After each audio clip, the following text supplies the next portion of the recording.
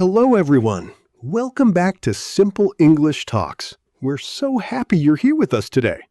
Whether you're listening at home, on the bus, at work, or while taking a walk, thank you for spending some time with us.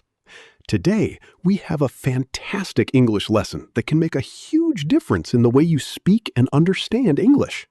Hi, everyone. It's great to have you with us again. Today's topic is one that confuses many English learners around the world.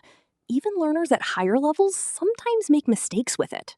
That's absolutely true. And honestly, I've heard this mistake many times. Sometimes people say, I have gone to London, when they actually mean, I have been to London. The words seem similar, but they have different meanings. Exactly. Today, we're talking about all the uses of been and the real difference between been and gone. By the end of this episode, you'll know when to use each one naturally and confidently. We'll explain everything step by step using simple English, real-life examples, common mistakes, and fun practice activities.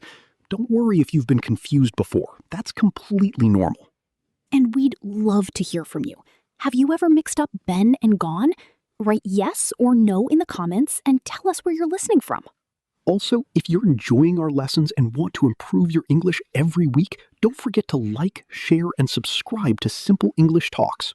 All right, everyone, grab your notebook, relax, and let's start learning. Let's begin with the most important question. What does been actually mean? In simple terms, been is the past participle of the verb be. But don't worry about the grammar name too much. What matters is how people use it in real life. One of the most common uses of been is to talk about experiences. When you say, I have been somewhere, it means you visited that place and then came back. That's the key idea. You went there and now you're back. The basic structure is subject plus have/has plus been plus place. Here are some examples. I have been to Canada. She has been to Japan. We have been to Paris. They have been to Australia. He has been to Dubai. Notice that all these sentences talk about life experiences. The people visited those places in the past and returned. Let me ask you something. Have you been to another city recently?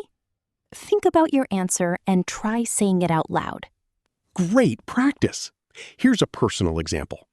I have been to many different restaurants in my city. Every time I try a new one, I learn something new about food and culture. And I have been to several English-speaking events online. They've helped me improve my communication skills. Another important use of been is talking about a person's location over a period of time. For example, I have been busy all day. She has been sick for a week. They have been happy lately. We have been friends for years. In these examples, been helps describe a continuing condition or state. Let's practice.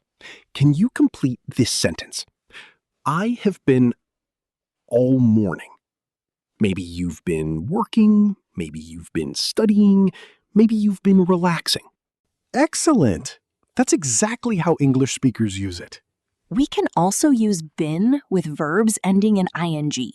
Right. For example, I have been studying English. She has been reading a book. They have been waiting for an hour. These sentences show actions that started in the past and continued for some time. Now let's look at negative forms. I haven't been to London. She hasn't been feeling well. We haven't been watching much television. Notice how natural these sound. Native speakers use these structures every day. Here's another question for you. Have you been studying English for a long time? Try answering in a full sentence. Wonderful! The more you speak out loud, the faster you'll improve. So let's quickly summarize this section. Been can talk about experiences, states, conditions, and ongoing actions. Exactly. If you remember one thing, remember this. Have been often means you went somewhere and came back, or you've experienced something over time. Now let's build on what we've learned and explore the big question. What's the difference between been and gone? This is where many learners get confused. The difference is actually very simple once you understand the idea behind each word. Let's start with been. I have been to Rome. This means I visited Rome and now I'm back. Now, let's look at gone. I have gone to Rome. This means I went to Rome and I'm still there. That's the major difference. Been means went and returned. Gone means went and has not returned yet.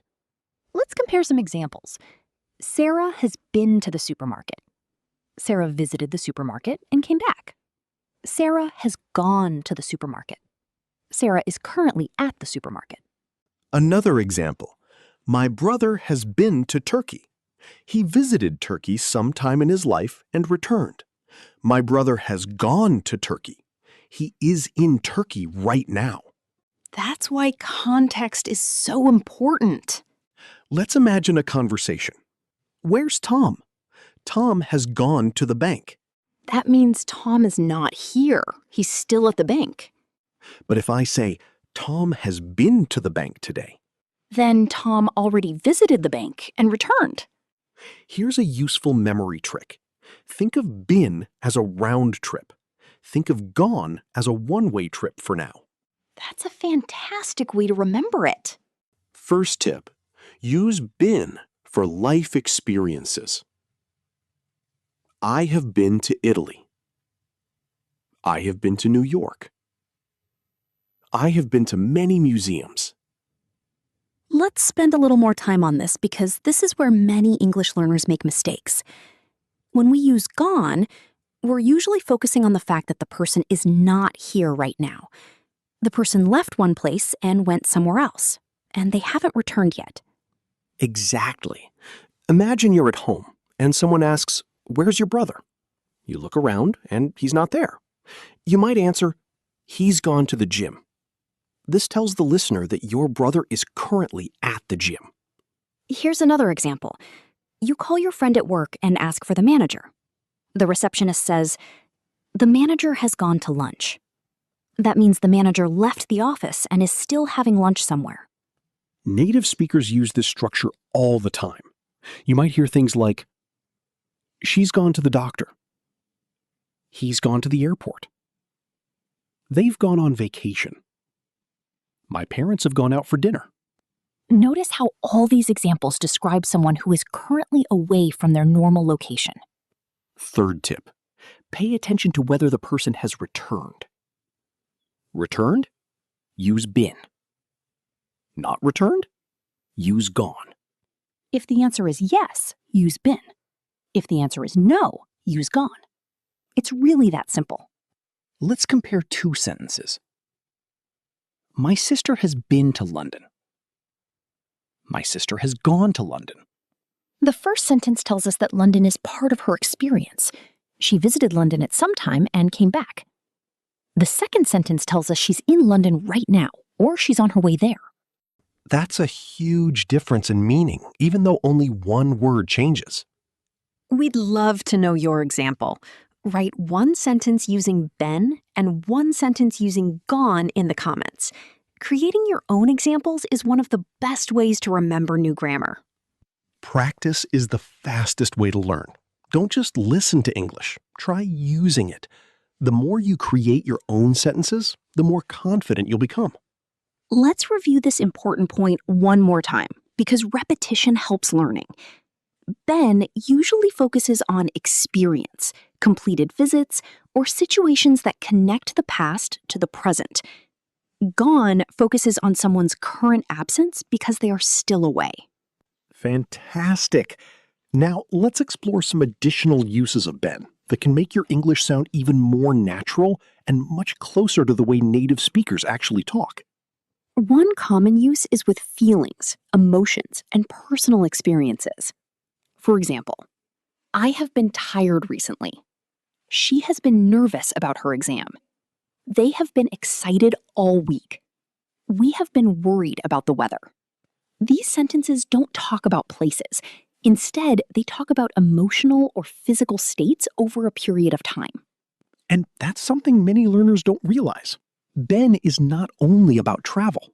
It's also about experiences, feelings, conditions, and situations. Imagine your friend asks, "How have you been?"